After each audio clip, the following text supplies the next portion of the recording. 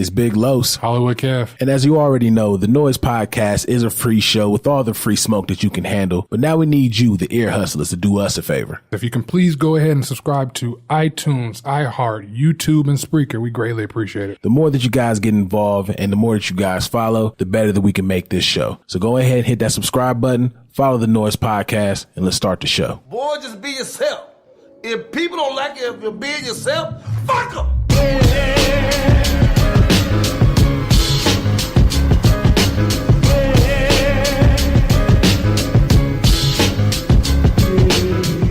Big Los, Hollywood Kev, and welcome to another episode of The Noize. If you haven't yet, go ahead and follow us on the big three: Facebook, Instagram, and Twitter at The Noize Podcast.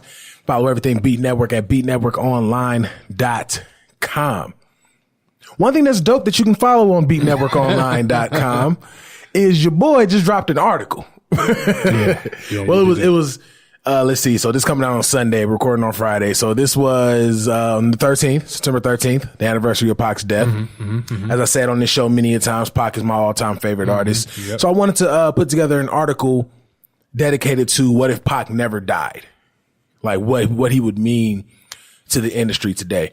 And we actually had a slight conversation about that earlier. I think that would be a pretty cool conversation to bring to the ear hustlers. But besides that, 1,000 plugs a day. Yeah. Don't forget to get your ticket for Cognac Conversation, October 12th. The Truth Spot. You can go to beatnetworkonline.com/the Noize to buy your ticket and get more information about the event. And we got a pretty little flyer there as well. And of course, for all of our New York listeners, we shall be out there October 4th through the 7th for New York Comic Con. I think it's very dope, the amount of people that listen to us. Because like the congrats and the love that we've been getting for it has been, it's been cool. Been dope. You know what I mean? Without us making like a quote official announcement on, any of the social medias. I mean, we ain't going on a press run. Right. We ain't going on no press run to say we're going on a press run to say we're going to be pressed. Yeah. I don't think no one's checking for that. What else do we normally promote for these shows? No, I think those are the last two. I think we got everything. Shout out to our sponsor, Ben Gay. No, I'm playing. Me and Kev got some real shitty backs. So. Icy hot. It goes on. Hot. It goes on Icy cold. Hot. Look, on a bad day, it's Tiger Bomb. Exactly. When you're all fucked up, you get some raps. You're right. Just rap it. Wrap it up. Kev, how was your week, sir? Boring? It's a good week. Yes and no. I guess I was due for some boring after the clusterfuck of last week. So I guess it was like, yeah, we'll just let you chill this week. So it was boring, man. Just trying to get things in order, trying to maintain it. Ain't that what the people say? It's all we can do. Yeah. It's all we can do. Yeah. I think my week was boring as well. Only reason I say I think is because I know I did hella shit. But it's so much you don't know. But it's the norm. It's a blur. It's like, yeah. Exactly. Like it's the norm to the point where it's just second nature. Like I've already accepted that I don't have off days. They don't exist. I've already accepted that I may have clocked out at work, but I'm still at work. You know what I mean? So boring in the sense of it was just kind of the same humdrum or whatever. Humdrum, is that new?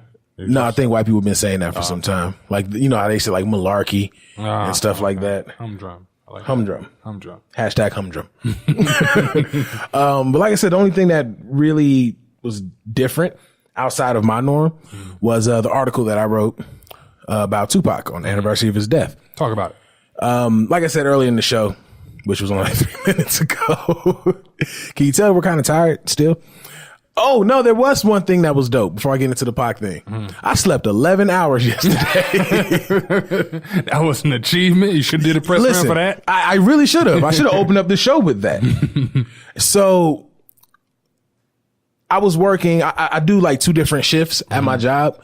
Some days I got to go in at 6 a.m. So that requires me to get up at 4 a.m, get myself together, get right, head out the door by 5 o'clock. So I have enough time to get there, mentally prepare for the bullshit I'm about to deal with, right, and then go in there and get to it. So the last 4 days of last week, I was only working the 6 to 2 shift. And I don't know about y'all, but I'm not one that is like, it's 10 o'clock, sleep, and then it's over with. Right. It's a build up to it. You know what I mean? And normally that build up doesn't see me go to sleep till like 1, 2 in the morning. So you're looking at 4 hours of sleep. Right. 2, you know what I'm saying, 3 to 4 hours of sleep. Right. So doing that for 4 days straight, going to work, coming back, working on things with beat, editing, doing the whole usual that I do. There was no sleep happening. So last night I got into a really lucky place because I'm having that average black problem where my charger cord ain't doing what it's supposed to be doing. So the charger cord fell out my phone while I was asleep, so it didn't charge, so it died. So I wasn't, you know, woke up by any notifications. Wasn't woke up by any text messages, calls. The earth. Jesus got me. Right. That's the first time his alarm went off before mine. And when I woke up, because I remember I fell asleep because I was stupid tired. Like when I tell you stupid tired, 9 o'clock, I think I was clocked out. Right. I woke up and it was 8:30. Like in the morning. Yeah. And I was like, I slept 11 hours. Let's go. I was ready for the day. I am rejuvenated. So I definitely needed that. But to get off of that, eventually we're going to do some of all these stories that we be telling on here. We need some kind of like cartoon or something like that. A collage of stories. Something, you know what I mean? So yeah, I wrote this article dedicated to my favorite rapper of all time. I say in the article, and I'm going to say it here, that is a very cliche statement. When you're a hip hop head, a lot of people, who's your favorite rapper? Oh, Tupac. Is he really your favorite rapper, or are you doing it because you want like hip hop points? You know what I mean? Right. Like I can admit that even though I can remember, you know, Toss It Up and really the whole All Eyes on Me album, that's a classic. Right. It's nothing but timeless joints on there. I really didn't, you know, grow that appreciation for Tupac until the following album, which came out after he died, the Don Illuminati, the 7 Day Theory. That's like my favorite album. That's like one of the reasons I even picked up a pen my damn self. And I like it because that was the album he was able to display his lyrical side and his storytelling, like really dive deeper into his storytelling. I talk about how if Pac was still alive today, he got shot. Can't stop that from happening, obviously, but he survived and kept pushing. I talked about how I think he would still be relevant and essential to the culture today as he was, you know, before he died. And not just dealing with his activism and his acting, but also as an MC as well. Now, you said you don't think he would still be rapping. No. I do agree. I think he'll be. I think Pac for a short period of time was a walking legend. So you know, what I mean, his status, his track record was already solidified. He was already going to be a legend. Period. You know what I mean? But I don't think he'll still be rapping now, or at least not as much. Maybe not as much. I don't think he'll really be doing it for the simple fact that that acting bag is too goddamn big, and the way that the game is now and social media and everything, I think it would have been more trouble to continue rapping how he is than it would be to go do a movie. That's the only difference. I'm not saying that he wouldn't, you know, but I just think that bag is too big. And we started to see some of the changes. We started to see him getting into certain movies. But at the time, he was still a hip hop. It was a hip hop head doing movies. I think now he'll be more of a movie guy that was once the hip hop head. But see, now with that exact sentence, he was a hip hop guy doing movies, and we still got, I think it was 5 or 6 movies and 2 TV show appearances out of him. You know what I mean? And that was only in a span of the 5 years we had him in the industry. Right. And I'm not denying that. I said, see where you're going. I think that was right. He should have been doing that. But I'm saying now in 2018, I cannot see Pac wanting to really go out there and make a record and expect it to resonate as he did in 95 or 93 or whatever. I can't see it. I can only see him being in movies now because that's more or less where the transition is. Now, if we talking about back then he didn't die, by all means, yes. But in 2018, no, I can't see it. Now, where I agree with you with your statement is I don't think it would be as consistent as we got it, you know, the time that he was alive. He died in 96 and we got full length albums from him for a full decade later. Now, these could easily be throwaway records, but the fact that the throwaway records were platinum and gold, you know what I'm saying, leading all the way up to 2006 from when his last album dropped, which went gold. I look at people like Jay-Z, and I mentioned him in the article. I look at Jay-Z, I look at I look at Nas. No matter what, no matter how long these niggas been in the game, when they announce that they have something coming, you're ready for it.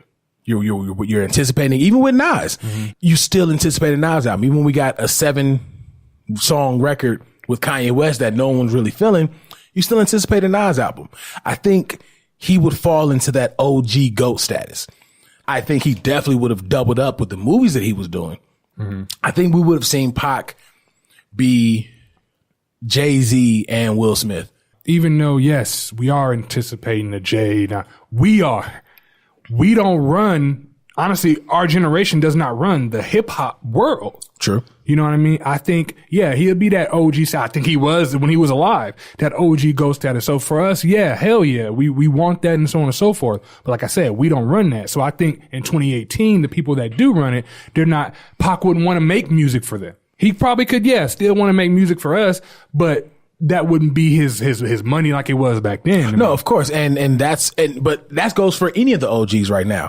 Clearly hip hop ain't Jay-Z's money right now. That's why I excluded Eminem, because Eminem is a cult follower. It's different. But exactly. It's a cult following. Yes. We anticipate these albums. We support these albums. We don't technically control the culture right now. However, when Jay dropped, and you can tell this with Kamikaze, with M drop, Nas is really the only exclusion. Is it not a number one album? You're right. You're absolutely right, because they have a cult following. But what I'm saying is that cult following to these bigger artists is not gonna be like we got lucky with a 444. We got lucky. You know what I mean? That cult following got that. Jay-Z, honestly, in that case, he has something to say, but I just don't see Pac like, yeah, I got this cult following, but this cult following is not what it was back then. You know what I mean? Well, yeah, neither is Jay's. But that's I don't think Pac would be. I don't think Pac would be the Tupac of 92 to 96. I definitely don't think that. Like any rapper that came out around that time with how everything's changing in the industry, none of the niggas is going to do the same. You saw cats from the 80s that weren't doing the same thing in 95 that they were doing in 85. But then we've also seen cats that weren't doing the same thing today that they were doing in 2017. Like it's a fickle, fluctuating industry. You know what I mean? So I don't think Pac would just still be God. You know what I'm saying? But I think he would just fall into that OG status. It's the same thing with Jay-Z. We consider Jay-Z a living legend right now. I see your point, but I guess I see both sides of it, because there's the stuff that people say about Pac, and it's all younger generation. They're not into that stuff. It's a different type of thing. I get that. I think the consensus is the overall picture, he probably wouldn't. Then on top of that, that 2018 movie bag is a lot bigger than that 1990s movie bag. Oh, absolutely. I think that has a lot to do with it. You know what I mean? And the reason I feel it is because of who he was when he was here. Like he was a flashy dude that'd punch you in your mouth. You know what I mean? And there was nothing you could do about it. So that lets me know that shit, you're gonna be flashy. You gotta have some money to be flashy, don't you? Right. That bag, I think that bag might have influenced him to, I'm not saying not completely abandon music, but it will influence him enough to where he wouldn't have been a forethought in music. Like with Will Smith. People fail to realize like he was rapping back then. He's the first rapper to get a Grammy. Exactly. He was rapping back then, you know, but for that time, for that period, Will Smith was that dude. I think it'd be more like that. I mean, when you look at when he was actually buzzing, he had a new album every year. Now, one of the things I pointed at was, well, two things I'll touch on. 2003, there was a certain sound of 2003. Shady Aftermath ran. That was the sound of 2003. That was the sound. Right. The way that Death Row and Bad Boy were the sound of the 90s. Shady Aftermath ran the 2000s, and a little bit of Bad Boy. Realest Killers. Old Pac verse. But you can't sit here and tell me that Pac didn't eat on that record. Man. He had 50 go into his lyrical bag. You know what I'm saying? Yeah. And that was 50 about to get warned by a dead nigga. By a dead nigga. You know what I'm saying? And that was a throwaway verse. Pac had better throwaway verses for that generation than some of the cats that were truly winning. Yeah. That were truly trying. Like it was a task for them. Exactly. That was like, I gotta be good. Yeah. And he's hitting his throwaway. And it sounded so relevant and so perfect for the time that imagine, and I don't want to say shady. Let's just say at some point Pac and Dre, they squashed the beef. Imagine Pac just with Aftermath. You know what I'm saying? That'd be crazy. Going forward. And then fast forward to today, or at least last year, when they put one of Pac's old vocals from Sleep on top of EXO Tour Life. It worked. It worked. You know what I'm saying? So it's like, You take Pac's knowledge of music and what he liked, fast forward to today with the talent that we have now, he would have easily been one of the OGs. I might even, I might even go ahead of you and say that he would be the GOAT God MC for the simple fact that if we really, I'm a firm believer everything happens for a reason. Good or bad, I'm a firm believer everything happens for a reason. We may not like it or whatever the case is, but I'm a firm believer that. In the case of Pac, yes, it's unfortunate. I pray for him and his family that he passed away when he did. But if he didn't, think about everything we wouldn't have. Pac influenced a lot of our favorite MCs now, Jay being one of them. Pac influenced that. So I think he kind of would be the God if he would have stayed alive. You know, one or two things would have had to happen. Either he would have, if he stayed alive, either he would have become the God, or his music would have fell off to a point where people don't look at him that way. And I don't see his music falling off that way. I'm gonna be honest, and this is Pac's my favorite artist, and I'm trying to be as realistic as possible. Mm-hmm. If Pac and Big would have survived, Big would be bigger than Pac right now. I think so. Yeah, I think so. I can agree with that. Pac right now because Big was just something different. Yeah, I can agree with that. But we not talking about Big died. Big died. God damn it. Pac lived. Big did. Big ain't made it. He ain't made it. But I say all of that to say when you look at the climate of everything that went forward, mm-hmm. people that were inspired by Pac when he died, I don't think that inspiration would have changed. That's what I'm saying. I think that if he survived, there still would have been people following suit. Uh-huh. Now, one thing I will say is we would have still gotten Kendrick Lamar. We wouldn't have had this Kendrick Lamar. We would have had more K-Dot than what we have of Kendrick Lamar today. I can agree with you on that. I can agree with you fully on that. Kendrick even said what kind of made him change his stilo was Pac came to him in a dream. Mm. So I think we would still have K-Dot, who personally I would have still been eating. Would have been straight. He would have been just fine, but we would have got a lot more blood talk than what we got real talk. You know what I mean? Anyway, go out there and go read the article. You read, have you seen Snowfall? Do you watch that show? What show? Snowfall? No. I'm done with you.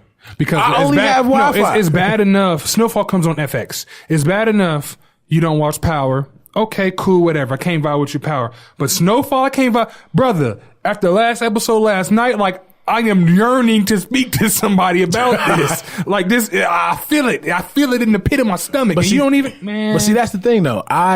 If you look at our timeline, since we started Beat, I don't watch shit. That's true. I'll give you that. That's why I give you Power when you say you don't watch stuff. But I'm like, come on, bro. Yeah, with Power, I'm like, okay, that come on HBO. But this come on FX. Like, and trust me, it don't be because I'm not interested. Uh-huh. The only show I've been able to watch faithfully, this is no lie, the only show I've been able to watch faithfully is Atlanta. And that's because that's 30 minutes in and out. That's a quick lick. Mm-hmm. So it's like I could do that and then get back to doing whatever it is I was working on. I know what you're saying. One of these, you need to watch Snowfall. Power, I want you to watch Power, but if you don't, fine, whatever. But Snowfall is the best goddamn TV on television. I'll fight somebody over saying otherwise. That's how passionate you need to watch this shit. I'm gonna get around to it. You need to watch that. About the crack epidemic and how it started, man. Listen, one of these months we're going to take a complete week off of Beat. Everybody's going to be off. There ain't gonna be no show. Ain't gonna be nothing. We probably just gonna re-release old shit. And they about to hit the season finale of season 2 next, so you can still catch up. You know what I'm saying? Like it's gonna be one of these months that I'm gonna just. And once you watch the first, you're gonna be like, yeah, I gotta finish it. Once you see the first one. Oh no, trust me, my binge game is crazy. My binge game is A1. I sit down and watch a whole ass show. I'm the same way. It'd be 6 a.m. like, damn, I ain't sleeping 2 days. Same way. She'd be like I started. Remember back when we was growing up. Remember how Lost was a big thing.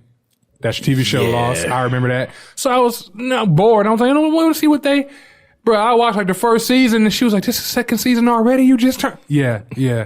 I just had to see what everybody was talking about back then. Right. But no, and that's how I was with Atlanta. Mm-hmm. Cause I caught episode 1 and I loved it. Mm-hmm. But I think we launched Beat almost immediately after that. Yeah. So I missed out. Gotcha. One night I just couldn't sleep and I just, watch it. Got on the code. That's an easy one too, cause it's 30 minutes. So that's an easy one. I even watched it legally. I watched it on Hulu. Yeah, you watched it legally. Speaking of Atlanta, shout out to Cat Williams. Big ups to Cat Williams. Hell yeah. That's dope. Yo, big ups to everybody black that won. So we ran the Emmys, boy. And no, better. Kenan Thompson. Kenan Thompson, thank you. Man, it took him forever, but we happy. I thought that was such a solid win. Me too. And I'm not saying it took Kenan forever. It took them forever. Right. You know what I'm saying? Because he's been killing Saturday Night Live.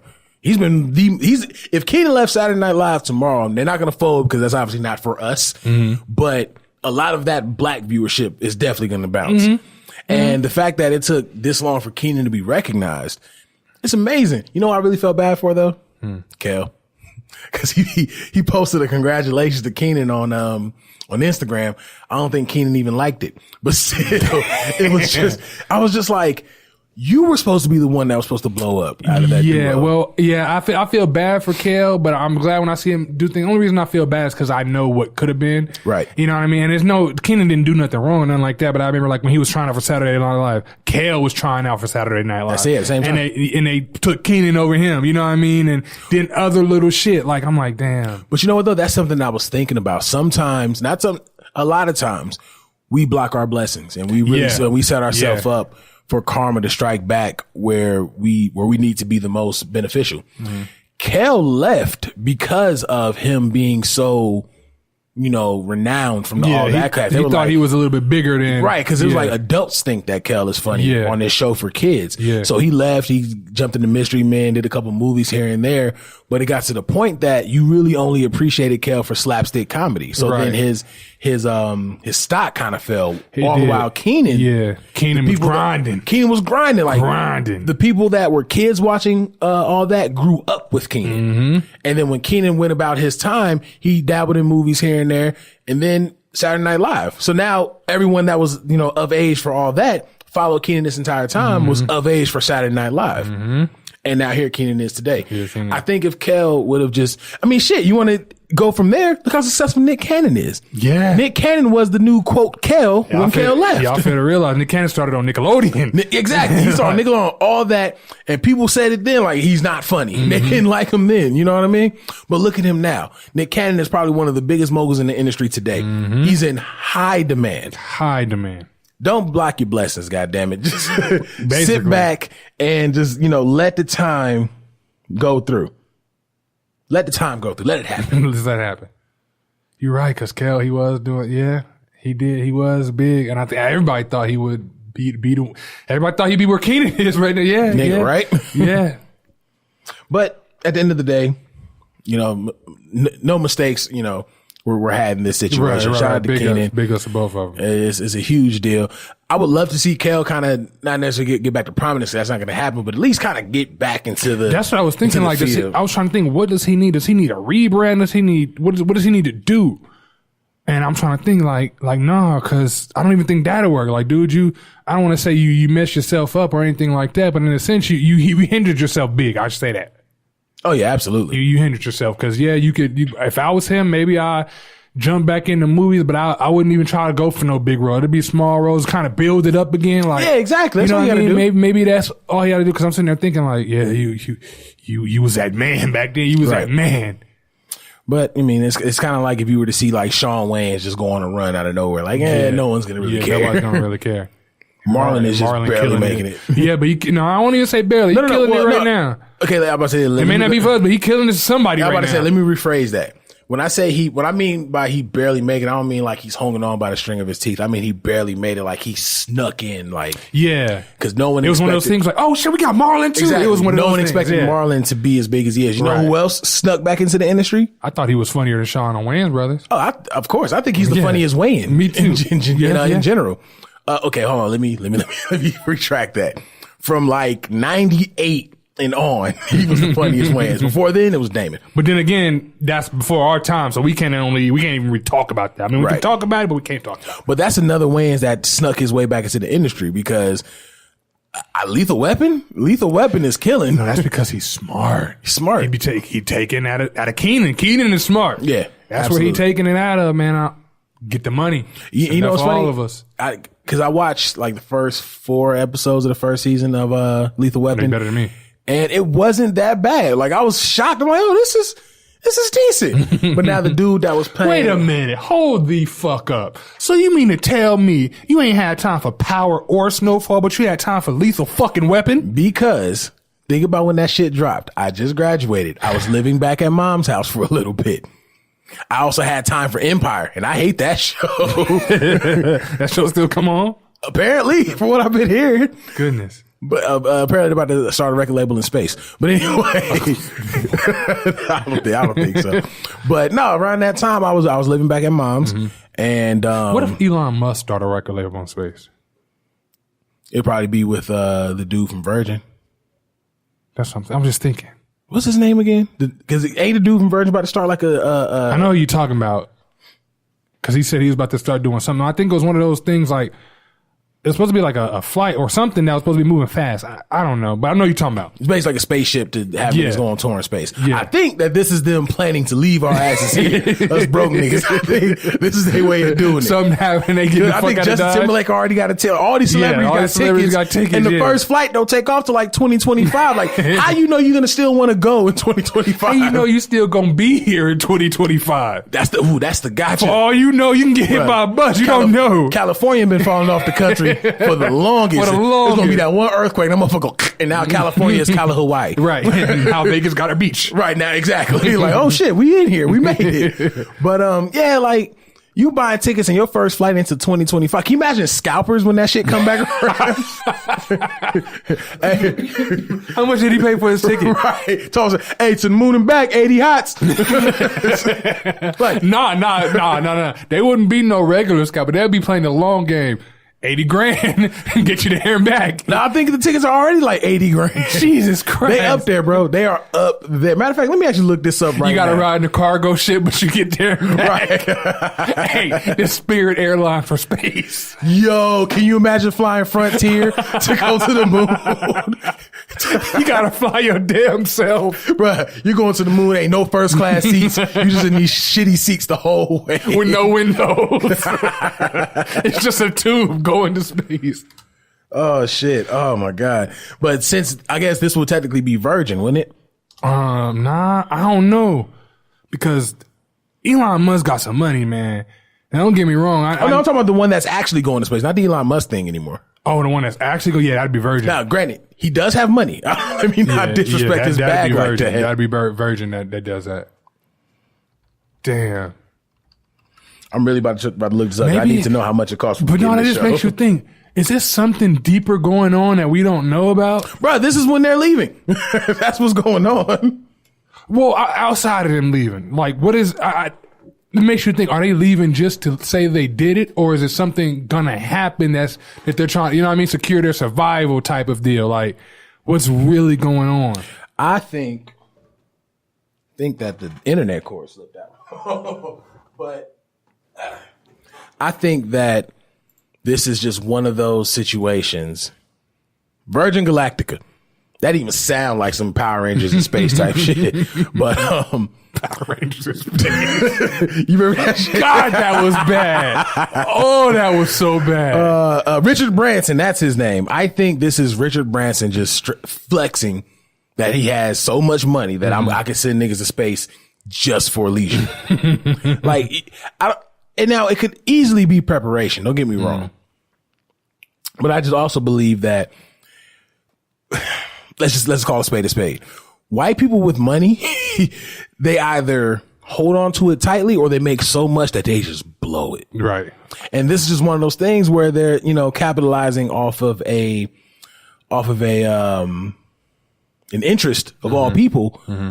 And you know what? Let's just send people to space. You know what? I'm not saying that's not happening. I can completely see that happen. Hell, I can subscribe to that. Me, and it's funny because one of my friends on Twitter, he called me, he said, "Oh, you a full 10 hat now." That's me. I definitely, the episode of Wayne's Brothers when Pops got the aluminum foil on his head? That's me, but I just ain't crazy for no reason. This makes me think, if I'm taking everything that I know about NASA's, about space and how they do things, supposedly we got all this debris flying around. So if these people are going to go to space, and we supposedly got all this debris flying around, and that makes it very hard for us to get to space, something's not matching up to me. Like, for leisure, I should say. Because it seemed like it would be too hard to get out there just to do this, just to do it. Now, if I gotta go through these hoops to secure my survival, by all means, I'm gonna go through these hoops. But just to do it, it seems like it would be tougher, just, you know what I mean, than is not required, I should say. So that makes me think, in my tin hat ass, is there something else going on that we don't know about? When Richard Branson announced the Virgin Galactic, I keep calling it Galactica like a TV show. When he announced the Virgin Galactic program, that's the first thing that came to mind. Like, nah, y'all prepping to leave. Yeah, some going on. Don't act like black people ain't never snuck into no movie theater before. We can get into the back of a spaceship. Right. We'll be fine. Trust me, we got Mexican homeboys that sneak into the city every day. You know what I'm saying? That's why I think this wall is finished. But you really, it's a wall down there already. You really think a better wall is going to keep them from doing whatever they want to do to get over here? You're stupid. And even if you do think that, this imaginary line means that much more to you than another person's trying to secure their safety and survival, you're stupid. Now, I finally found the price. You want to know how much this shit's going for? Huh. You may have been right when you said 80 racks is going to be the scalping price. It is $250,000. Yikes! That ain't even the first class ticket. But here's what I want to know. What does a first class flight to the moon look like? It got windows. It got windows. What are you talking about? It got windows. Or they got you, they strap you in extra tight so that getting up don't hurt as much getting up. But that makes you think like, well, for what you said, 250? 250, yep. If I had 250 just laying around like that, maybe I would just buy a ticket just because. Maybe I would. Listen. But me being me, I wouldn't do it. It'd be just because, but it's so, well, asteroid is supposed to be hitting this earth, so I do it just because, but it's a chance this asteroid ain't, you know what I mean? It'll be like a safety measure, more so than just, I'm doing it just because. You get what I'm saying? Like, it'll be safety. So, I don't know, that makes me think, 250, wow. So, and they all got it. They do. But see, you know what I'm finna do? See, they capitalizing off this. I'm finna just get money and start making underground bunkers. And something is going on and y'all want to leave. For the niggas that can't afford to leave, we're just gonna make underground bunkers and just sell them. See, here's the issue with underground bunkers that scares the fuck out of me. We know that there's some shit coming from the sky that's gonna try to fuck us up. Mm-hmm. There's also a bunch of shit in the ground that can easily fuck us up. Very so true. It's like, yeah, we can sell these bunkers and be super prepared, but I've never seen anything stop lava. I'm not ready to have that conversation yet. That's very true. That's you are absolutely right about Richard that. Branson is I hope that's his name, Richard Branson, because I feel like that's an actor. I don't know. He got money, whoever he is. Imagine how much money he got to be able to charge that amount. You got to have money to charge that amount. Dog, first of all, he has enough money to build the shit. Let's that's what I'm saying. There. You gotta have money to be able to, yeah. Let's stop there. But this man has a record label. He has a first record label in space, bruh. I be knowing. And that's when we find out that Pac's still alive. He's gonna drop he's under Virgin. Who's your people like in the hip hop game that you know they're so good at their talent, like a Black Thought? Who's on your top 5 list that they're aliens? That they're so good that they're aliens? Yeah. Who's on your top 5 list? No particular order, but Kendrick. That when they spit, you just gotta. Yeah.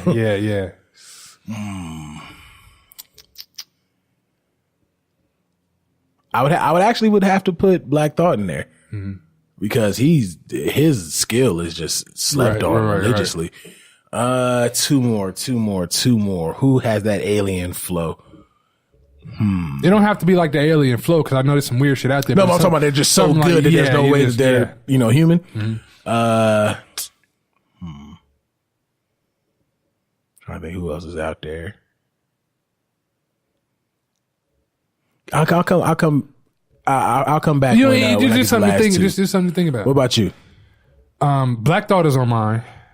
Black Thought, he's just scary good. Yeah. Like it's when Black Thought rap, it just seems effortless. He didn't put no thought. But I don't know who my 5th one would be, but so far I would have Black Thought, M, Lupe, and Button. I can see Lupe. I can see Button too. I can see later years Button though. That's what I mean. Not early years Button. Later years Button. Wouldn't be commercial Button. Later years Button. I could maybe put Kendrick in my 5th, but not yet. So I'll leave that 5th spot open, not yet. And that's only because I know he got it. I know he's better. But me personally, I would want to see him build a little bit more just before I can put him in that spot. What more do you want from me? No, you're right. You're right. It's like he hasn't put out a bad. You're right. You're absolutely right. Me and my meticulous ass would like to see a little bit more. Everybody I list on there has done a little bit more than what he has done in order to make that list. That's all I'm saying. Like, if you want to say this, Spot got his, it's like it's a chair at the MTV Awards. It got his name on it. It's just a matter of you gonna get there. That's it. You know who else has a very alien flow to me where it just seems effortless when he raps? Meek Mill. Really? He says I don't listen to Meek like that, so I wouldn't know. I don't listen to him like that either, to be completely honest with you.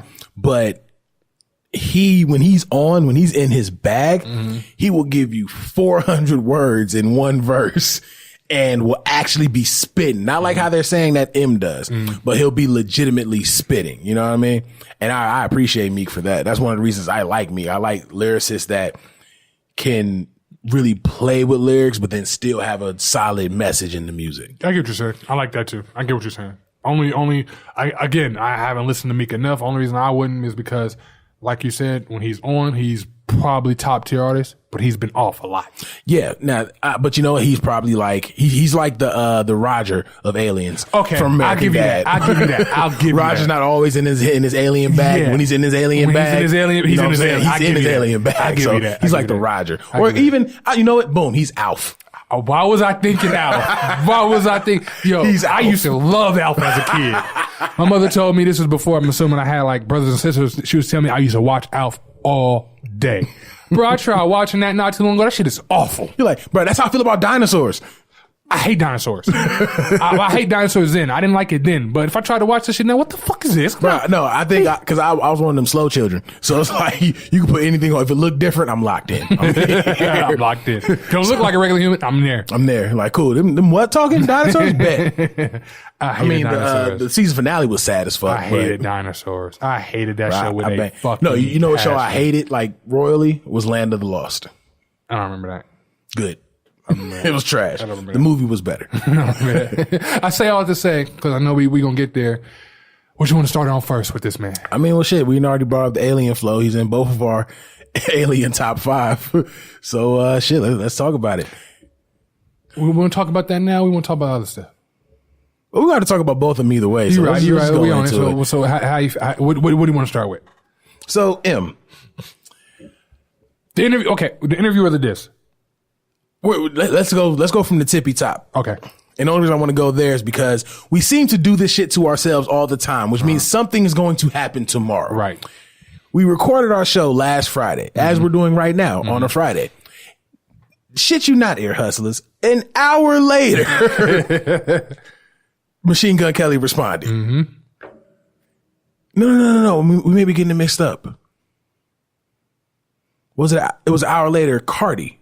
It was our Cardi did her thing. Okay, so maybe a day later. A day later, MGK responded to M. What's bad about that is No.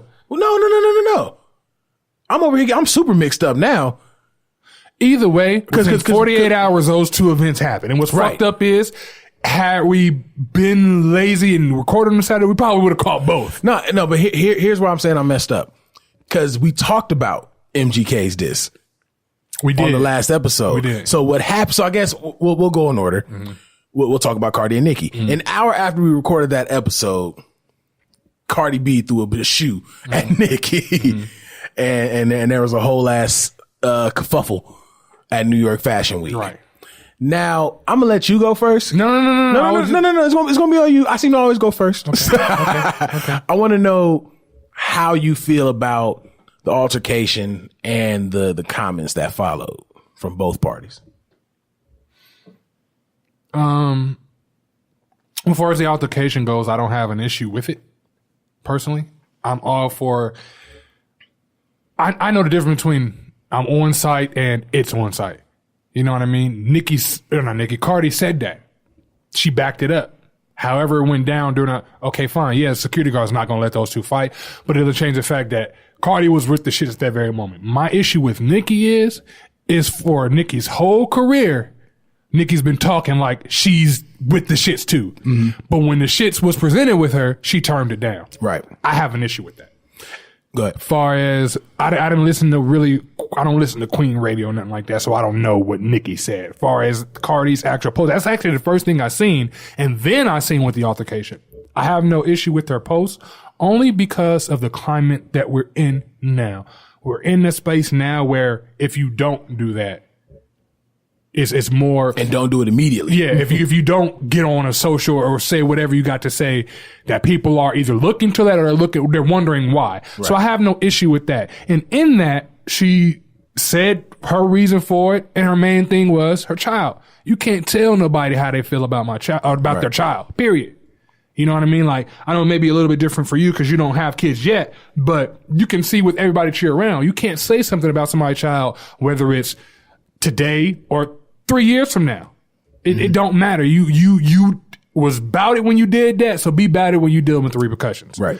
Again, I don't know what Nicki said, so I don't know. One thing I will say, though, that I've been hearing from multiple people in the industry, that their issue with Nicki is that she tries to hold back their blessings as long as they don't surpass her. Mm-hmm. As if anybody knows me personally, I don't give a fuck. Even if I don't like your music, whatever you're doing to get on, even if I don't like that, have no reason to hate on you being on, because it's enough money for all of us. I see it. We all literally all can eat. So I have no issue with that. But for Nicki to be rumored or be allegedly stopping other people's bags or stopping other people's momentum as long as they don't surpass her, I think that's bitch shit, honestly. Like, I'd agree. Like, you don't want another person to do well because they might do well than you in that moment. Mm-hmm. You know what I mean? I'm all about competition within the game. Healthy competition, shit, even unhealthy competition.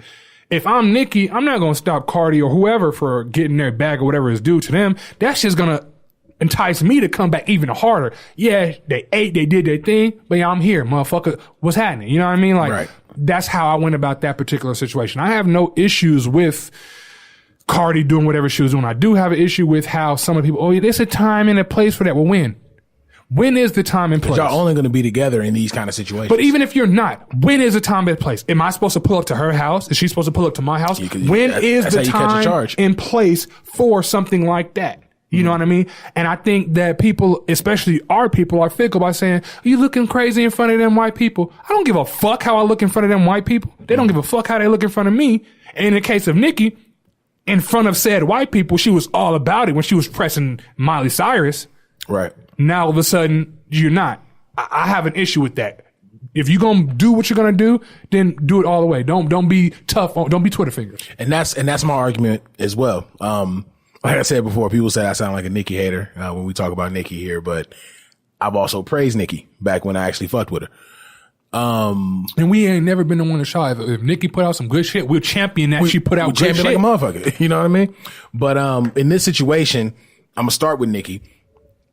It's too much hypocrisy and it's too much absolutely. It's too much protection of Nicki because we're in the petty era. Mm-hmm. Because it's so cool to be petty and so cool to be a petty queen and all this other shit. She's running that. Why is it cool to be petty, and then when somebody not gonna tolerate your petty shit, is they just being petty? Like, exactly. But that's what I'm saying. That's the hypocrisy of it. Because it's like you said, Nicki has said that somebody said her name and they was in the hospital.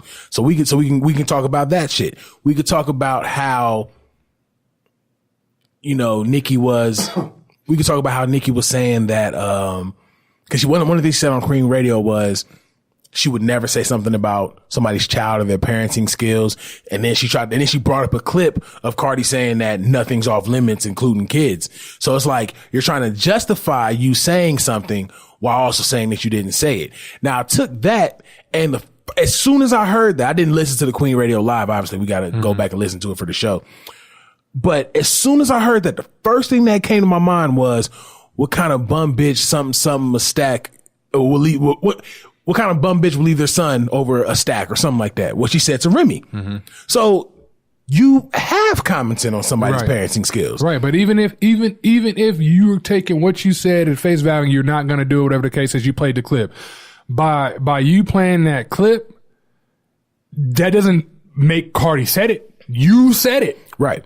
Whether you say you don't do that or not, nigga, you said it. I said at the end of the day, if you didn't say it, why are you trying to justify it? Why are you trying to make it cool? So that's one thing that rubbed me the wrong way, dealing with Nicki. Another thing that got to me is exactly what you just said. She's been cool with the smoke for so long. She called out Miley Cyrus. She was cool with trying to, one up with somebody that really wasn't a fucking threat. But it took all this time to even get a response to Remy. And then you had to go get features for that as well. And Remy was one of them on-site cats too. And like she said on State of the Culture, they made sure we were never in the same room. So it's like, oh, she pressed button. She pressed button like a motherfucker. I love it. It was too dope. I love it. If button response is going to be because of Remy Ma. Right. Mark the words. But just looking at that whole situation, I just felt like Nicki was exposed. And one thing that you noticed, when Nicki gets exposed, no one looks at the exposure. They only look at the other person. So nobody see the slap. They only see the person who did it. Exactly. So it was on site, and Cardi was completely straightforward with it being on site. As soon as she does it, the same people that were, Cardi, you know what I'm saying? I love her because she's so real. She a real bitch from the Bronx. She a blood, this is the same person that was beefing with a whole coast of Crips. You know what I mean? So if this woman doesn't have a problem beefing with a bunch of Crips, what makes you think she's gonna have a problem running up on you just cause y'all at New York Fashion Week cause y'all both looking good? It's on site, and she made it very clear that it was on site. What pisses me off is the fact that people are calling her ghetto, saying that she doesn't deserve to be in the industry and all this other shit. I'm like, but the reason we fuck with Cardi is because she's what's missing in the game, and that's real. I'm learning with people that don't have that type of money. I'm learning that they would let money change it. Absolutely. I'm learning because I'm like, I don't give a damn how much money that I have. I'm in here right now with some cut off sweats on. I'll probably be a millionaire. It's some cut off sweat. You know what I mean? Like, I'm learning that money makes people change. And I mean, yeah, we know that, but seeing it, just blatantly admitting in a sense that, listen, you got X, Y, and Z amount of money. Just because I have X, Y, and Z money don't mean I can't be offended that somebody says something about my kid. Right.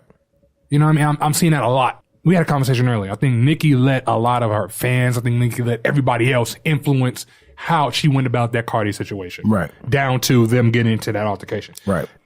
When I look at that situation, it gets annoying, but the only reason I hold Cardi accountable to it, not because it was on site, but I look at how it was when I was in school. If we had one of the parties or whatever and we get into an issue with another, saying Greek org or with just some random nigga that was there at the time, it's not an issue at the party. But when we get outside, then it's absolutely on site. I would say that's the only thing that I disagree with how Cardi handled it. I probably would have been immediately with the shits. It still would have obviously been the Fashion Week crowd or whatever, but to avoid all of that extra that followed, dealing with the security, dealing with motherfuckers jumping in and all this other stuff, I probably would have waited until we got outside to really if you really want to be about that shit, let's really be about that shit. It would have been, and I promise you, if she had did that, it would have been a different conversation. Not super different, but it still would have been a bit of a different conversation. Whether we're outside or inside, it's still on site. It sounds like to me your only issue with Cardi is it wasn't as strategic as you would have liked. Or something that you would have done. Because I do agree with you. I would have probably waited something outside too. Yeah, that case, that's my only thing, because at the end of the day, yes, she, yes. Had she waited, then she probably could have got some hit-ins or whatever. She probably could. They really could have chunked it. I agree with you on that. Because it wasn't just Nicki's security. That was also the event security. And that was also the building security. So there were a lot of different avenues involved with getting Cardi and Nicki broken up. You outside, it's just Nicki's security. And then one of the bitch ass niggas, low key, they threw an elbow or something at Cardi. Because she had a speed knot on her head. Yeah, you don't just get a knot like that out of nowhere. So yes, if I had to say anything, I totally agree with it being on site, whether it's Fashion Week or not. I just think it should have been a little more strategic, only because, take away the fact that, take away the fact that she's from Brooklyn, take away the fact that she's a blood or whatever the case may be. Take away all that shit. Now that she's in the industry, granted, she had, I think it's Michael Kors picked her up. Yeah, she just got picked up some lipstick or something like that. They're still rocking with her. That was a big risk. That was a huge risk. If Pepsi, now granted, this ain't the climate to drop a black person for, you know what I'm saying, doing shit that's natural in our culture. But if Pepsi dropped Ludacris because somebody told them that he was a gangster rapper, who knows what could happen now? They could be like, oh, she's a bigger risk than what we're willing to take on. Again, I agree. She's only been in the league for a year, but you do get to a certain point where you have to surround yourself with people that let you know, like, no, not in here. Wait till we get outside. When we get outside, it's a complete, because even though we're still in the parking lot of New York Fashion Week, we're no longer in New York Fashion Week. Right. And it's a different situation. It's a different ball game from there. So I agree with her approaching her. And we really don't even have the full story about what happened in there. So I don't know who approached who, because I'm hearing that Cardi wasn't first swing. So yeah, I'm hearing it wasn't even Cardi and Nicki. I'm hearing it was Cardi and another chick, or right, and then Nicki got involved. You know, I'm hearing so many different stories. So what I'm saying is, once you get away from all of that confusion, once you get away from any other feelers that could be in your that could be in your business, I think that was the time. No, I do agree with you. I do agree with you. It should have been. She should have waited. It could have been way more strategic for you to fulfill your purpose. I absolutely 100% agree with you on that. The only part I disagree on is, and I don't want to say it's because she's barely been in the league, because you're absolutely right. It don't matter. But I think we got to look at it two different folds. We don't know how fast everything came for Cardi. We can sit back. I mean, in a sense, we're looking at it in the hindsight. So yeah, we can sit back and pick apart what we would have did or what we would have said. Absolutely. But if you got $1 million tomorrow, right? So you got $1 million at noon. We walked over to the store and it's an altercation in that store. You just know you got that $1 million and you know all the different stuff that came with that and what's going to be, that's not going to deter you from doing whatever you're doing. At a store. But I'm using the store for example, because that's where we go. Well, I'm going to give you more of a professional example then, so you can see what I'm talking about. Remember when Chris Paul took all the fucking rockets to the Clippers locker room? Yeah. That's what I mean. We gonna finish this game, but as soon as that shit say 0, we in the back. Right. You know what I'm saying? I get what your point, but in that case, I guess because the microscope will always be on, we're talking about Chris Paul taking all those people to the locker room. In that breath, in that instance, we can sit here and say, okay, yeah, you shouldn't have took a nigga into the locker room. He would be better off. The reason I say that is because he would have been better off, or they would have been better off fighting right then and there when the shit was happening, because they can say they were in that moment. But by you going to that locker room and then bringing all them people back, you had time to actually think about it. No, and yeah, exactly. Like you took some time to be strategic with it. I completely understand what you're saying, but I'm going to use another basketball reference to kind of counter that. The Malice in the Palace. When it was on site and right then and there, Ron Artest became one of the most disgraced players in the league. You know, they were disgusted in it. Chris Paul taking them to the locker room, it was just like, oh shit, he was ready. You don't hear any kind of conversation like that. But it just it changes the narrative when you're a little more strategic with it. It can still be on site. It can still be on site, but I think you could just like take it off site. In this case, I think it's 50-50 if we're using those two references, because, I mean, shit, niggas wasn't trying to fuck with Ron Artest. After that, hell no. Even before then, they really wasn't fucking with him. But then why he did that, it was we really ain't fucking like, with we're you. super cool. So yeah, but no, I do agree with what you're saying. Yeah, the narrative could change if you're being more strategic. I just feel like, to me, it really necessarily wouldn't have mattered. You know what I mean? Like, to me, whether it was out in the streets or out in that in the event, you wasn't gonna be able to hit that girl. Period. That's just the way I look at it. He was better off running to some chick or running to a less secured event if that was your case. But in the same time, I get it. You say it's on site, so it's on site. By all means, I'm just thinking as far as me being meticulous in a strategic event, I would have been like, it's gonna be way too much security, because I honestly don't think if they would have waited out. Yeah, it could have been just Nicki security, but Nicki security is hired to do what? Protect Nicki. Right. She wasn't gonna hit that girl, period. You know what I mean? So yeah, it's both, but like you said, it's a lot. We don't really know what happened on. And then main thing I took away from that, niggas don't do that. He said, well, we don't throw shoes. At the end of it, we don't throw shoes, but even if it's on site, just the way you're thinking, a woman this is no offense, but a woman is not going to think that way. They're thinking it's on site. You were strategic in the way you would do stuff. Most niggas are like that. The only reason I'm going to combat that is because I used this example last time. YG banged on niggas on stage at his concert. Right. But you know what I'm saying? It's like, so we can definitely get pushed to that place. Well, absolutely. Absolutely. You know, it may not be as often as we see with women that are in the industry or just women in general, but we could definitely get pushed to that place. I know I've been to that place just as a regular nigga. Me too. You know what I'm saying? So I think it's because of that. At the end of the day, intelligence, even though it doesn't always do it, but at the end of the day, intelligence should always trump emotion in those kind of situations. Right. And I truly believe that keeping it on site, same day, same night, you know what I'm saying, same event, but just outside, the narrative would have been different. It would have been, nigga, did you see how Cardi ran up on Nicki? Yeah, there probably wouldn't even been a fight. It just would have been a big kerfuffle. Right, that's what I'm saying. I truly, I don't think it would have been a fight at all. To address the YG thing, mind you, I said most niggas. I think YG is a little bit different because A, he may not be one of the most niggas, but B, I think that situation was different because that was outside of intelligence shit. That was gang shit, you know what I mean? And yeah, it could have turned into something crazy. So with the exception of YG, I think most niggas, just like I feel like most females, I'm not saying all females aren't strategic. I know plenty of females that are way more strategic than I could have been.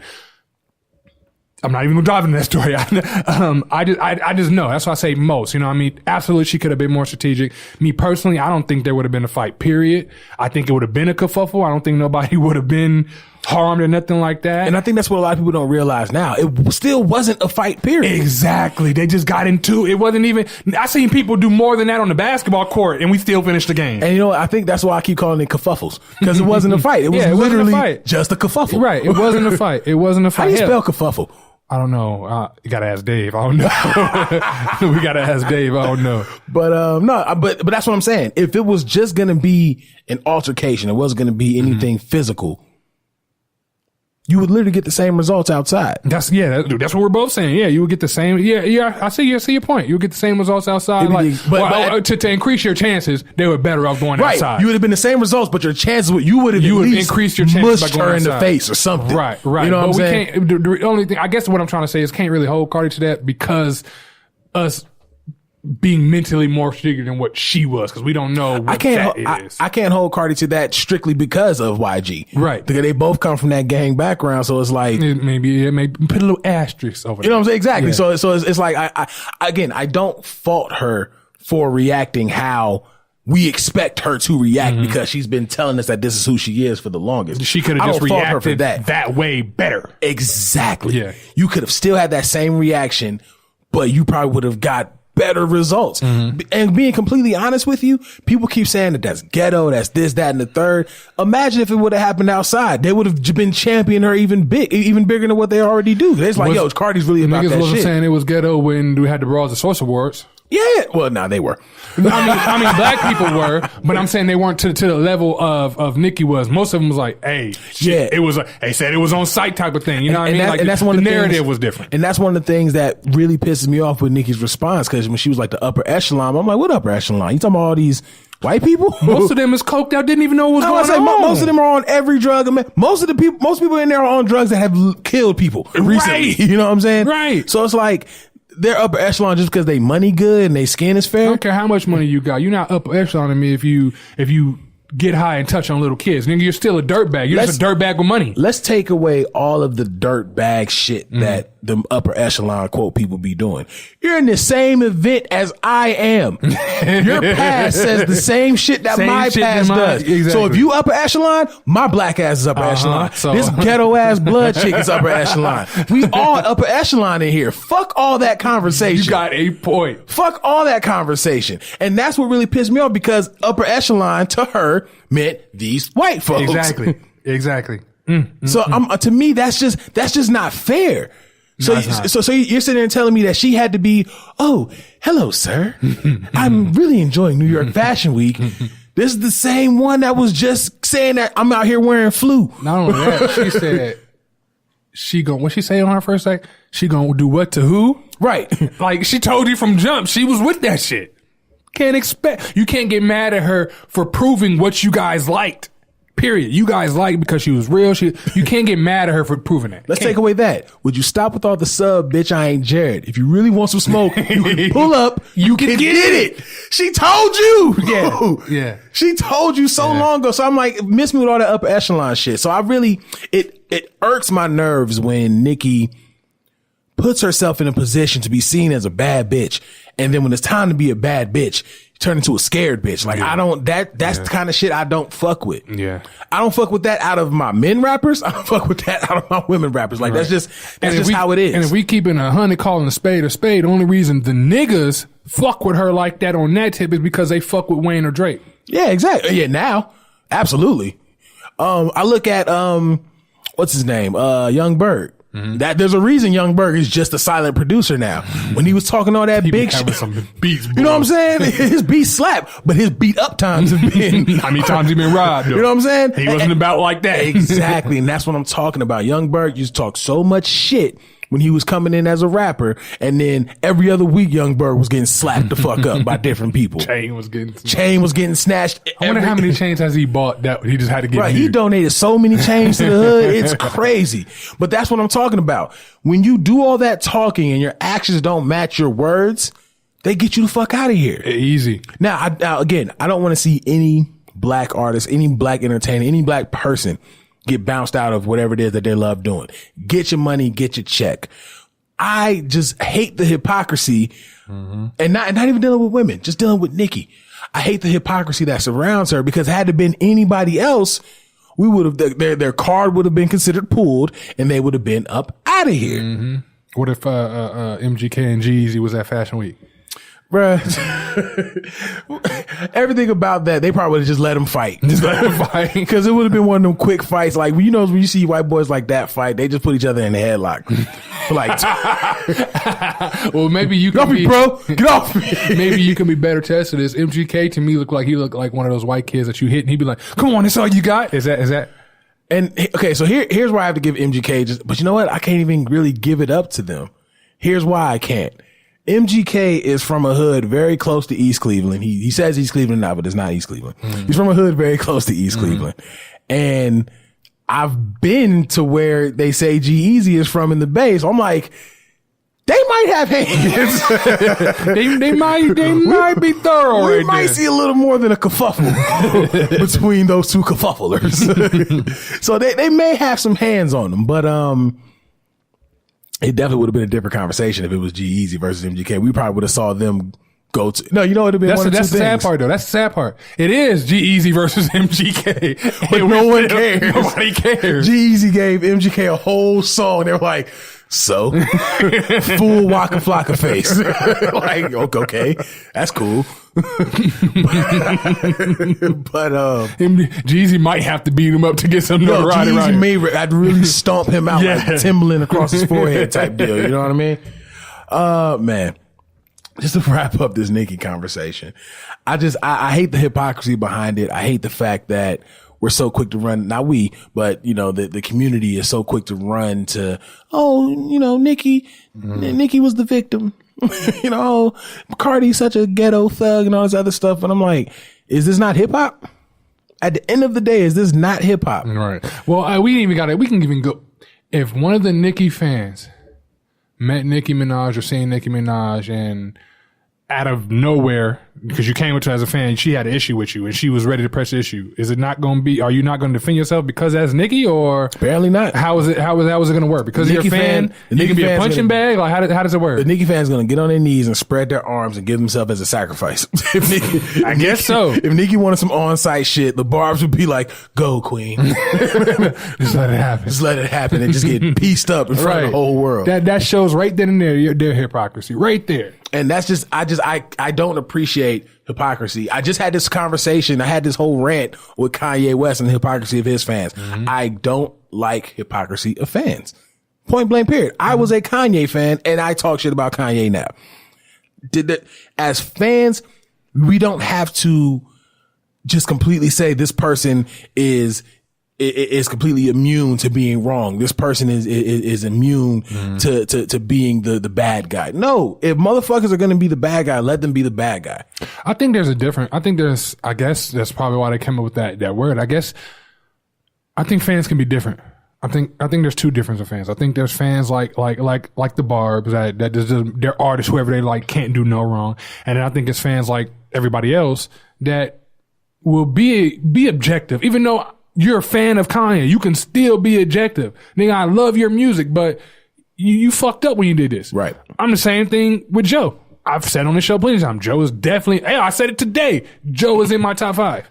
Doesn't change the and fact. yeah, you just champion Remy for hoeing him. Exactly. Doesn't change, you know what I mean? But I think fans, you got the fans that they just want the music, they don't care about the person or nothing like that. And I think you got the fans like us that, yes, we're a fan of your music, but we actually care about you as a person to a degree. Right. You know what I mean? Because we would, if we wouldn't like your music if we didn't care about you to a person as a degree. Right. We wouldn't. You know what I mean? We'd just look at it, I guess, kind of like the Barbs. According to them, she can't do no wrong, whatever the case is. So like we said, if she tries to come beat your ass, then you're just going to let it happen because you're a fan of your music. Right. Good fucking nobody. Joe Budden humped with the smoke. Nigga, we got the smoke. It's going to be a problem. It's going to be a problem. I'm going to be talking about, man, I fought my favorite rapper today. Exactly. And be upset about it. You know what I mean? So, yeah, I think there's two kinds of fans. I don't know, man. These Barbs are different. That shit is just annoying. Getting into some more fandom, what we were going to talk about earlier, but then we realized, the timeline was just off. M. So one thing I do want to speak on that I like about this situation, and it's funny because it has nothing to do with MGK or I like Joe. it because it's white on white crime. That's the most entertaining thing about it. But outside of that, no, that's the most entertaining and boring thing about it. So I'm gonna get to that. But with the situation that's going on, it's really a good look for people like us because hip hop has become so, big and prevalent in American culture. And it's not just hip hop culture anymore. It's American culture now. That hip hop media is on par with major media. We're seeing interviews with Kanye and Charlamagne the God get millions of views. We're seeing, Birdman storming out of Power 105 getting millions of views. We're seeing Sway sit down with Eminem as he responds to a diss, getting millions of views. I will say Crooked did call that. Yeah, Crooked said he probably going to do an interview. Crooked did call Crooked was spot on with it, but you got to look at all of that.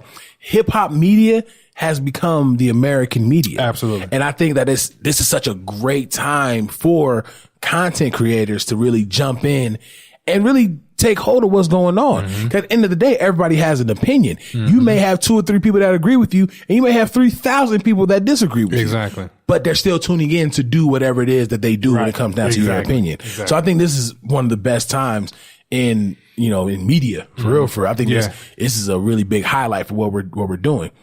I say that to say, it irks my fucking nerves when people go to the interview first before giving us some kind of bars back. I hate that. Like, Joe should have gave us bars and give us an hour and 25 before the whole podcast. Yeah. You know what I mean? So. Yeah, hell, his podcast should have been like, well, this is why I feel this and why I did X, Y, and Z. Yeah. So I look at all of that, and now that we're fully caught up on the Eminem interview, he was able to go into why he said the things that he said about MGK and why he said the things he said about Joe Budden. Even though the timing was off, I agree with what M was talking about. It's funny you say that. I'm glad you opened with that but I'm going to let you go. Out of everything we see in the interviews, that's the one thing that kept sticking in my head. The timing was off. The timing was, or his timing was off on how he did it. That's the only thing. Because it was too long ago. But at the same time, to know that MGK kept taking little shots. Yeah. Going forward. And that's what it sounds like. It's a lot of little shots before he even responds with whatever. Yeah, that's what it sounds like. It was little shots here and there. I'm glad that M, and it could have been a lie. Who knows? I'm glad that M cleared up the rumors of MGK not being allowed to shave 405 or having Interscope block what he got going on. But I can still see it happening because one thing I've noticed with M, yes, he has Shady Records. His label is named after him, but he's not the label guy. Right. He's not the one that's running Shady Records. He probably has final decision, and he probably has power to veto. Exactly. Yeah, a lot of input in shit. But he's not the one. He's an artist under his own label. Right. Is what I think M is. So I feel like if there was a decision made to keep MGK out of Shade 4-5, I don't think that decision came from M. I think that's one of those decisions that we see in the industry all the time. We got to keep this person away from this person. There's people that can't go to the Breakfast Club. Exactly. I just think it was a corporate decision that was made. Right. Now him blocking him from, coming out, like, first of all, no one can tell Diddy how to do anything. Right. Diddy has literally done everything under the sun. He's not about to listen to a dude that came into the industry after him. But even an if artist. he did, in the climate we're in now with this social media, you don't really need a label to blow. Exactly. You don't. You just got to be good. You put out a record, and if that record float the way you want it to float, then you're floating. Exactly. Now, getting back to the whole Eminem thing, I'm happy that he addressed all that, and I'm happy that he didn't let the entire interview come out without him responding, because we finally got a response today. The response was right on time. Kill shot. Now, first of all, do you want to say anything about the interviews? Because they're not done. I think we still got a part 4 coming. But you got anything about I don't have any problem with interviews. I think it's good to address it, and even though I can agree with you, yeah, you should stick to the music, whatever the case is. The reason I like this particular interview is because we can all admit even if we feel different about his actual work, we can all pretty much say that M is like a unicorn. You don't see him out, you never see him. So to see him doing an interview was like, oh, all right, it was different, but it was good. It's like when you see when Denzel's doing an interview, you don't see Denzel ain't got no fucking Twitter. You don't see him on shit, you know what I mean? So when you do see him, you listen, you're like, oh shit, that's Denzel. Let me listen. You know what I mean? I thought that was dope. I thought it was dope that he addressed, at least with words, like, you know what I mean? Ain't no ulterior meaning that somebody can look at. He addressed it. I love that. I don't have no problem with his interviews. I thought it was dope. I want to give a big shout out to Sway, because Sway didn't let him get off the hook because he worked for him. Right. I thought that was dope. I thought that little thing with the Tyler creator, because you saw Sway felt and knew, you know what I mean? He was like, nah, man, like Tyler's my guy. I love that, because some interviewers, when they're dealing with somebody of that caliber, they kind of shy away, or they kind of be too. I love that Sway was like, nah, nigga, we're gonna talk about it. And that's why I have such an appreciation for hip hop media, growing the way that it is. Like, I really hate to keep going back to this person, but it is what it is. Like, I look at, Charlamagne just up and asking Diddy, did you kill Pac?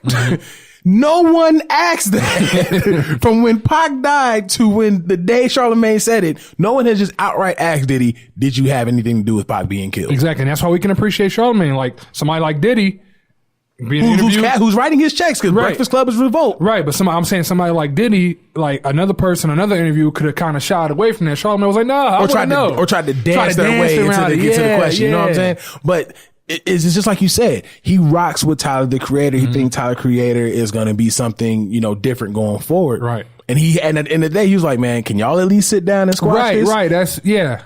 So it's like, yeah, I like the fact that interviewers have the balls to just stand up to the person that even still writes their checks. Right. That's what and let them know, like, hey, bro, that this shit I think could be rectified personally. Yeah. And from what it sounds like, it can.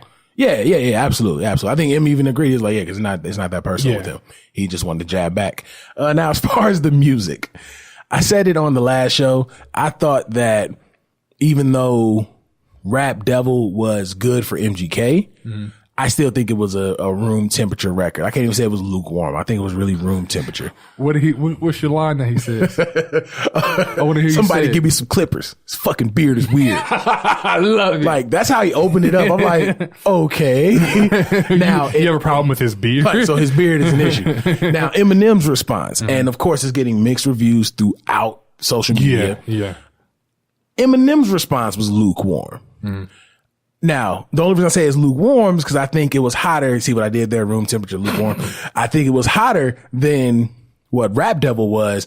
But for M and for M's storied history, like, dude, you've gone harder at NSYNC and Moby than you did at, MGK. However, I still think M, in this case, won round one. And I also have to look at it like, I look at the deliveries, I look at what was said. We're in a different generation of hip hop now. We're no longer in a place where when you beef, you're not just saying things to make motherfuckers be like, oh, like, no, you're saying truths now. Right. You're spitting on people's, real life. We can, that's Drake's fault. Yeah, absolutely. Absolutely. I totally agree. That was actually a fantastic person to blame.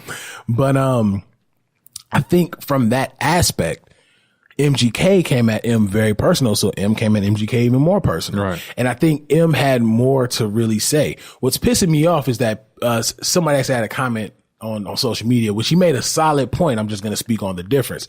He was like, have you ever gotten into a fight and a dude that lost stood up and was like, well, I make more money than you and I get more bitches than you, so, you know what I'm saying, that's why you lose. And the crowd be like, you know what, yeah, you do lose. Like, yeah, in a regular fight, no, that shit does not work. Right. But unfortunately, where we are in... That's a false parallel. What you mean? That's a false parallel because of the climate we are in hip hop. Okay, so you were going to say the exact... I thought you meant what I was about to bring up was going to be a false parallel. I mean, as far as what you just said, yeah. Yeah, but that's exactly that. Where we are in hip hop, what you do financially means more. Mm-hmm. Here's why I appreciated M's way of styling on him than I did Drake's way. Drake's way of styling on him was just kind of like, yeah, but you'll never be Drake. Mm-hmm. M had bars talking to MGK. Yeah. M was actually spitting. He was spitting real ass facts like, dude, your whole career, you want to be me. Mm-hmm. Did he sign you with all intentions of saying, I finally got my white boy? And then when MGK's first single came out, that buzz was, oh shit, we got to get another Eminem. That's right, what the exactly. buzz That was the yeah. buzz. Yeah. There was going to be another Eminem. At the end of the day, your entire career was based off of Eminem's success.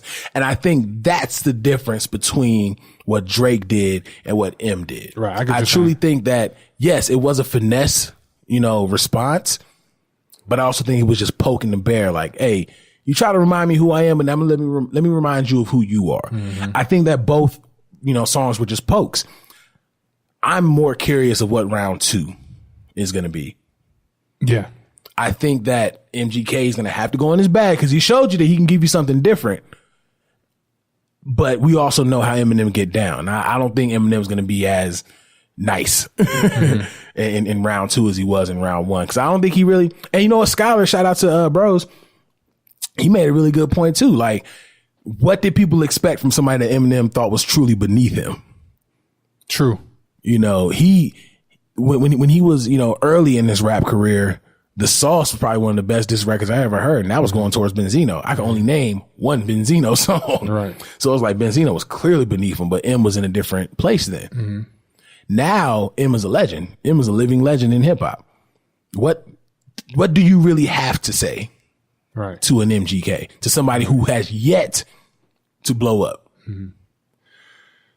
I can agree with a lot of what you said. I do think this was light, but I think it was heavier than most people give credit for. But I do think it was light, and I think it was light on purpose because of the second round. Like, you don't go in there unless you're Tyson and you can do it. When you fight, well, no, because he didn't do it when the Holyfield. When you go out there and you're trying to fight somebody that you're going to have to fight with, you're not. I mean, yeah, maybe in a fight you're probably trying to knock him out, but if you're being strategic about it, you're like, nah, I'm not finna give you everything now. Right. You know what I mean? You're going to get this ass whooping over the duration of 3 rounds. So I think that first one was like a haymaker, if you will. Like, I punch you and you get hit with a haymaker, you're like, oh shit, he hit me. Mm-hmm. Yeah, I think that's what it was like. He ain't knocked me out, but he hit me. I expect MGK to come back with fire. I do. That's exactly what I'm saying. I do expect that. The only thing that's hard about that is part of me thinks that MGK gave everything he had with that first one. Because really, when you're in MGK's lane, what else can you say? And one, like M said, in one line you praise him, and the next line you dissed him. But what you dissed him about, okay, I heard on Buttons podcast. It may be something that people wanted to say. Now what? You know what I mean? And you got some. I will say that I do think M does have somebody. I think M is a lot more in tune than what people give him credit for. And the reason I think it's a hypocrisy with that is when we speak of Jay, we say, oh yeah, Jay's definitely in tune. He knows what's going on. But when it comes to M, it's like, oh, he doesn't know what's going on. He's such a unicorn. He's so removed. Jay is a fucking unicorn. Oh yeah. You know what I mean? So why can't Jay be in tune but M can't? So I think M is going to be a lot more in tune. Well, I think he is a lot more in tune with what's going on, but I will say that I do think somebody is keeping him in tune on MGK, because I don't think he knows MGK the way he's so far led on that we think he knows MGK. I do say that. But I am interested for the second round. I am interested to hear, because like you said, I think MGK is going to come out with some bars, but I think M's not going to be nice, like you said. Right. And we heard in the interview, it's 2018 and you call somebody the F word on a record, but you had another record that went too far and you immediately think it went too far? Right. Nigga, Like, bro, what could you possibly say? Like, you already put your career in jeopardy by Right. You think these gays is playing with you? Nah. One thing that M has, and it's like I don't want to say it's a privilege or nothing like that. I guess it's just it happened because of times that I don't think nobody's really paying attention to. Think about when M first came out, the climate of what the world was in and what he was saying on records. M was able to spit, even though I don't like this word, homophobic slurs all the time. And he has yet to be up out of here. So if we think that is... it's absolutely a privilege. The only reason I say that is because you look at all the black artists that kind of went down that same lane as him, they're not nowhere as big. Okay. Tech Nine is considered a legend, but he's nowhere near as big as him. Okay, even if we want to say it's a privilege, the reason I think if he got away with it back then, and I think he'll still get away with it now, is because No, he dropped the apology. No, I'm saying, yeah, he'll do his due diligence to make sure he get away with it, but I'm thinking he would because it's not nothing new. Right.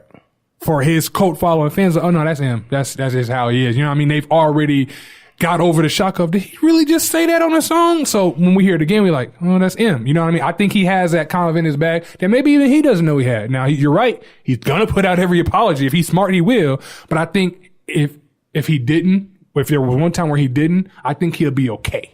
But you know what though? I look at it, what you just said. I look at us just chalking it up to, that's him.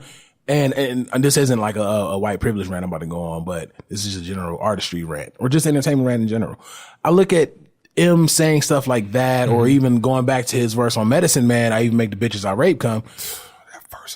That verse is probably the best Eminem verse I've heard, but I think it's forgivable because of how hard the verse was, or people just wasn't paying attention to it enough. Now he blanked out, that last part.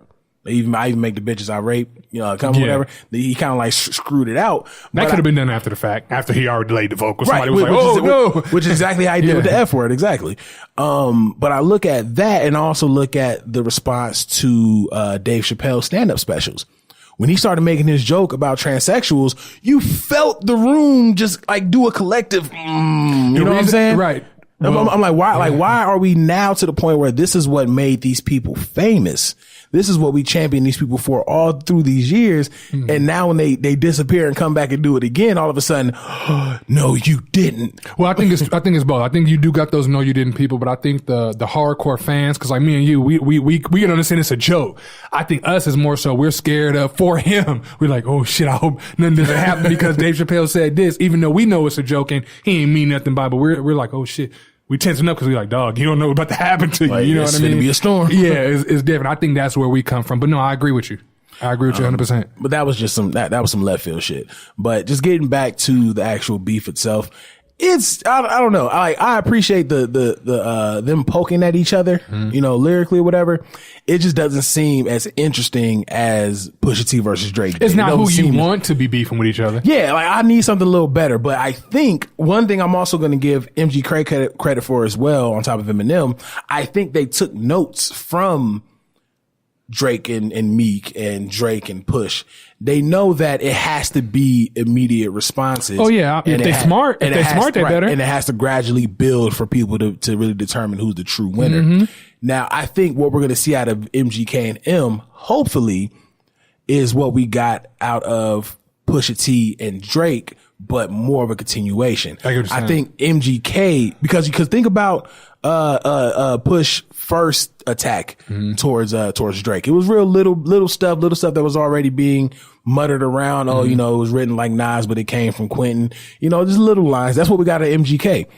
I think MGK may have something in the bag for M to attack back with.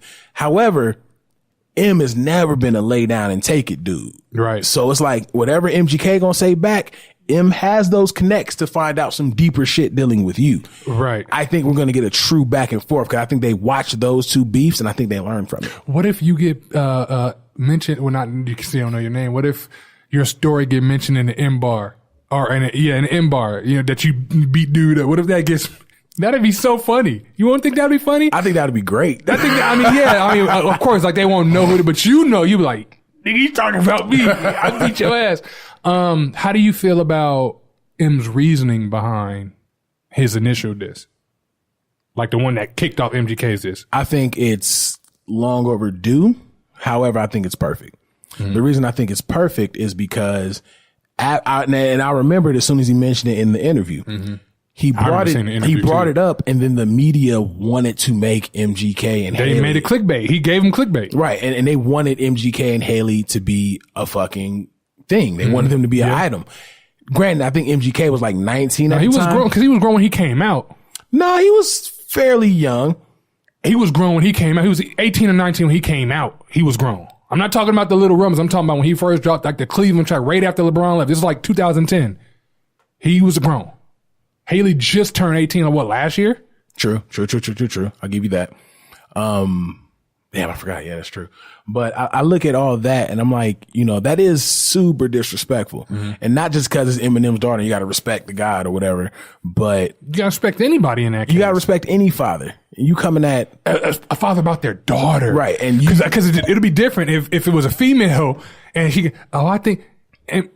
we wouldn't even be having this conversation right now. M didn't jump into the 50 and Ja beef until Ja said, exactly. Your mother's a crack fiend, your girl is a known slut. Even though that bar was hard. That was one of the hardest bars. That was a clever hard That was a clever ass bar, but M was like, oh, really? And what happened to Ja Rule? Ja Rule and 50 was going back and forth that entire time. As soon as M got involved, that was that. I knew, me personally, when I knew M was a different breed of rapper, was during that whole beef, there was a song. I don't even remember the song. There's a song. It's a diss track to Ja. Mm.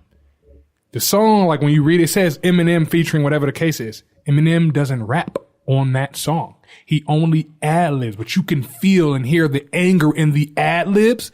Oh, Go to Sleep, Eminem and Nah, not that one, because that was off I love that track too. That was off of a soundtrack off an album, the DMX movie. Exit Wounds. No, it wasn't off of Exit Wounds. That was Exit Wounds. Romeo Must Die. No, I don't think that was Romeo Must Die. I think it was Romeo Must Die. Keep going with your point. I'm going to look it up. Either way. It's time to do your Googles. We need a shirt to say do your Googles. Either way, that's when I knew M was a different breed. Like, when you can make a nigga so mad that he doesn't even want to do the thing he does to destroy you, he wants to find a different way. That's when I knew, that he might be a problem. Credit to the grave. We both Credit to the grave. We both was wrong. And then he did come up with a different diss track and actually get him. But that's when I knew M was a different breed. So it'd definitely be interesting because just like us, and we're black, dude, you're white. We know you listened and liked Eminem coming up. Right. We know you did. You know what I mean? So I guess it's like meeting your idols and trying to fight your idols. In this case, he's wrong. Cause yes, I do agree with you. It's completely long overdue. When he said that in an interview, nigga, you should have been out there. But like we seen in an interview, in his case, even then it was still too long. He said he didn't know until like after a year or so after. So your diss is about 5 years overdue. We'll give you that. But it doesn't change the fact that it still was warranted. If Eminem is anything, he's petty. Yeah. If he's anything, he's definitely petty. However, the only reason I give him some kind of leeway is that comment got made in 2010, 2011.